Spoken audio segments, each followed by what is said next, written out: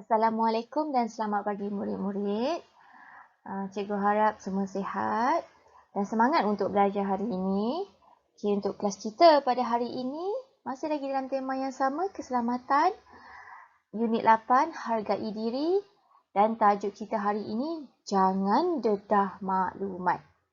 Baiklah, SP kita pada hari ini ialah 3.3.1 iaitu menulis draft dan menghasilkan penulisan imajinatif. Okay, baiklah. Mari fahami maklumat dalam buku teks halaman 53. Okey, sebelum itu, cikgu nak terangkan sedikit tentang penulisan imajinatif. Apa itu penulisan imajinatif? Okey, baiklah. Penulisan imajinatif ini ialah penulisan ataupun karangan berbentuk cerita. Biasanya karangan jenis ini mempunyai pendahuluan cerita, ada kemuncak cerita dan penutup cerita tersebut. Karangan jenis ini juga mempunyai sekurang-kurangnya 5 perenggan iaitu pendahuluan, isi 1, isi kedua, isi ketiga dan penutup. Baiklah, itulah dia penulisan imajinatif. Senang kata, karangan cerita, itulah dia. Baiklah, cikgu harap semua dah buka buku teks muka surat 53 dan kita akan sama-sama belajar macam mana untuk menulis draft karangan. Baiklah, mari fahami maklumat dalam buku teks halaman 53. Kemudian, kita akan menulis draft bersama-sama. Ingat ya, draft bukanlah penulisan karangan yang lengkap. Okey. Karangan yang lengkap selalunya mestilah ada penanda wacana, peluasan ayat sama ada peluasan subjek ataupun peluasan predikat. Tapi hari ini kita hanya menulis draft sahaja. Di kelas akan datang barulah kita akan menulis karangan yang lengkap. Baiklah. Mari kita lihat. Jangan dedah maklumat. Okey, jangan beritahu maklumat. Itu maksudnya jangan dedah maklumat. Jangan beritahu maklumat kepada orang lain. Mari kita baca ya. Hajar sedang bersuah foto di dalam biliknya. Okey, macam ni lihat dalam gambar tu, Ani sedang ambil gambar diri dia sendiri. Itulah bersuah foto. Okey, kenyataan di situ, ini adalah pendahuluan untuk karangan ini. Hajar bersuah foto. Okey, yang pertama itu adalah frasa. Hajar bersuah foto. Frasa kedua dia, memuat naik gambar dalam media sosial. Daripada kedua-dua frasa ini, kamu boleh ubah dia menjadi dua ayat yang mudah. Itulah draft. Daripada frasa tukar kepada ayat yang mudah. Hajar bersuah foto. Apakah ayat yang boleh kita buat? Hajar suka bersuah foto. Yang kedua, memuat naik gambar dalam media sosial. Dia memuat naik gambarnya dalam media sosial. Okey, boleh faham penyataan dan juga draft. Okay, kalau sudah faham, mari kita cuba buat yang kedua. Baiklah.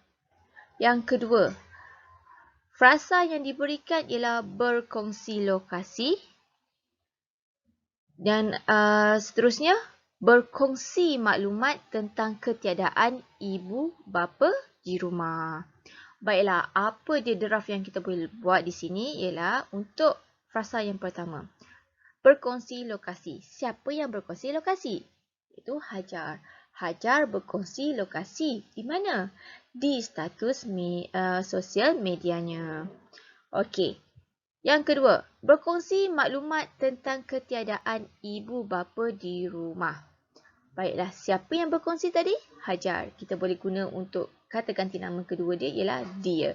Dia juga berkongsi maklumat tentang ketiadaan ibu bapa di rumah. Okay, lihat. Ini adalah contoh jawapan dia. Draftnya ialah Hajar berkongsi lokasi di status sosial medianya. Dia juga berkongsi maklumat tentang ketiadaan ibu bapa di rumahnya. Ini perbuatan yang agak serius lah ya, sebab kamu dedahkan kepada orang ramai tentang ketiadaan ibu bapa kamu di rumah. Okey, jadi untuk isi pertama, draftnya. Inilah dia draftnya. Baiklah, kita pergi kepada isi yang kedua. Okey. Isi yang kedua ada dua frasa juga yang diberi. Frasa pertama, kelihatan seorang pencuri. Frasa kedua, menceroboh masuk. Baiklah, mari kita buat sama-sama bagaimana untuk membuat draft kelihatan seorang pencuri. Kelihatan seorang pencuri, dia sedang buat apa? Sedang mengumpil pintu rumah Hajar. Untuk frasa kedua, menceroboh masuk. Dia ingin menceroboh masuk ke dalam rumah Hajar. Jadi, di sini sudahlah lengkap kamu punya draft. Kelihatan seorang pencuri sedang mengumpil pintu rumah Hajar. Dia ingin menceroboh masuk ke dalam rumahnya. Lihat daripada situasi yang pertama tadi, di mana Hajar berkongsi maklumat tentang ketiadaan ibu bapanya di rumah, ia telah mengundang seorang pencuri untuk masuk ke dalam rumahnya. Sebab pencuri itu tahu, bila lihat media sosial, ibu bapa budak ini tiada di rumah. Kita boleh mencuri. Itu dia boleh mengundang bahaya ke rumah anda sekiranya kita berkongsi maklumat tentang ketiadaan ibu bapa di rumah. Baiklah. Seterusnya, pergi kepada isi yang ketiga. Okey, apa pula yang berlaku seterusnya? Okey, maklumlah karangan jenis cerita ini kamu boleh mereka cerita mengikut kesesuaian cerita tersebut. Baiklah, isi yang ketiga. Frasa yang diberikan, jiran menelefon polis. Yang kedua, polis memberikan nasihat. Okey, baiklah. Apa dia draft yang kita boleh tulis? Jiran Hajar yang ternampak pencuri itu menelefon polis. Okey, jiran dia yang ternampak pencuri tersebut menelefon polis. Mudah kan? Kemudian untuk frasa yang kedua, polis memberikan nasihat. Pihak polis memberikan nasihat kepada siapa? Kepada Hajar agar tidak berkongsi maklumat. Jadi di sini lengkaplah kamu punya draft, iaitu jiran Hajar yang ternampak pencuri itu menelefon polis. Pihak polis memberikan nasihat kepada Hajar agar tidak berkongsi maklumat. Baiklah. Isi ketiga ini adalah merupakan kemuncak sesuatu cerita. Maksudnya, cerita itu pada akhirnya pencuri tersebut kena tangkap. Okey, penutup satu cerita. Baiklah, mari kita lihat bagaimana untuk menulis draft penutup karangan imajinatif ini.